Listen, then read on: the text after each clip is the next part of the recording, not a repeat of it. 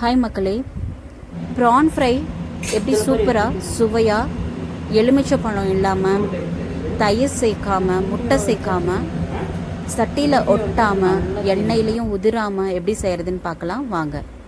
அதுக்கு தேவையான ப்ரான்ஸை நல்லா கழுவி சுத்தமாக எடுத்துக்கோங்க.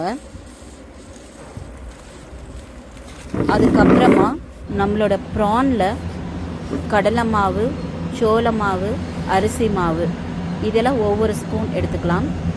மிளகாய்த்தூள் காரத்துக்கு தேவையான அளவு, சிக்கன் மசாலா 1 டீஸ்பூன், உப்பு உங்களுக்கு எவ்வளோ தேவையோ அவ்வளோ போட்டுக்கலாம். போட்டு நல்லா பெசரி வச்சுக்கோங்க. தண்ணி எதுவும் சேர்க்க வேணாம்.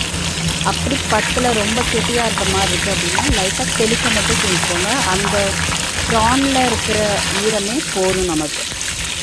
நல்லா ஊறுறதுக்கு ஒரு 20 நிமிஷம் இதை ரெஃப்ரிஜிரேட்டரில் வச்சுருங்க. மேலே வைக்காதீங்க, நார்மலாக வைப்போம் இல்லையா அந்த ஷெல்ஃப்லேயே நீங்கள் வச்சுக்கோங்க. ஒரு 20 நிமிஷம் நல்லா ஊறட்டும். ஊறினதுக்கப்புறம் எடுத்து ஆயில் நல்லா காஞ்சதும் ஒவ்வொன்றா தனித்தனியாக போட்டு பொரித்து எடுத்தோன்னா சூப்பராக சுவையாக இறால் தயாராகிடும். இதில் ஒரே ஒரு ட்ரிக் என்ன அப்படின்னா, ஒரு 2 நிமிஷம் ஃபஸ்ட்டு இறால் போட்டு பொரிஞ்சதும் அதை எடுத்து வச்சுடுங்க. மறுபடியும் அடுத்த பேட்ச் போட்டுருங்க. அதுக்கப்புறம் 2 பேட்சோடு அவ்வளோதான் நம்ம கிட்ட அப்படின்னா அந்த 2 பேட்சும் சேர்த்து கடைசியாக இன்னொரு வாட்டி செகண்ட் லெவல் ஃப்ரை பண்ணிக்கோங்க.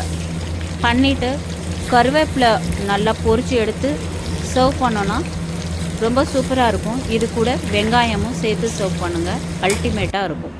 ஸோ இந்த வெங்காயம் வச்சுருக்கோம் இல்லையா பிளேட்டிங்கில், அது எப்படி செய்கிறதுனா, ஒரு 1/4 டீஸ்பூன் ஆயிலு, காஷ்மீரி மிளகாத்தூள் கொஞ்சமாக, அதில் நல்லா கட் பண்ணி வச்சுருக்கிற வெங்காயத்தை போட்டு பெசரி எடுத்தோம்னா இந்த மாதிரி ஹோட்டலில் கிடைக்கிற மாதிரி நமக்கு வெங்காயம் கிடைச்சிரும்.